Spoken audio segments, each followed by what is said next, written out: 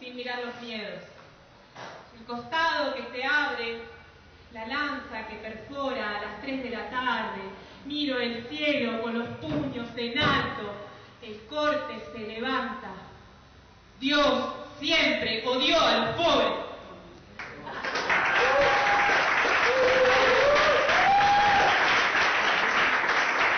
Muchas gracias.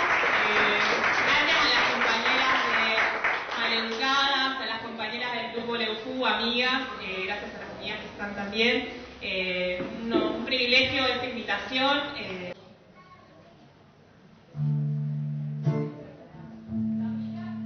Moreno. Hola, brava Camila. Mi hermana se llama Lolita.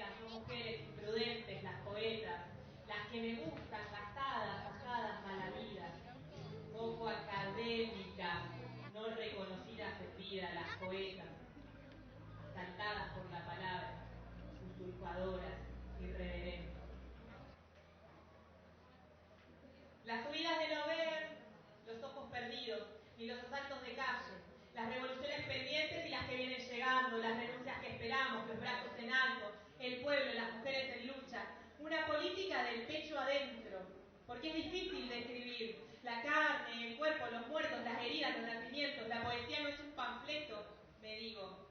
La poesía no es un panfleto, me repito. La calle es un papel que espera ser tomado por las letras. Octubre. Octubre en el desborde, octubre en llamas, octubre rebelde, indómito y fronterizo, octubre rojo de sangre, de fiebre, de plomo, octubre que parece otro, octubre margen y dolor, octubre galáctico, planetario, impulsivo, improvisado, expectación, llamado, palabra, asamblea, octubre solidario, aunque nunca me gustara mucho esa palabra, octubre en caliente primavera,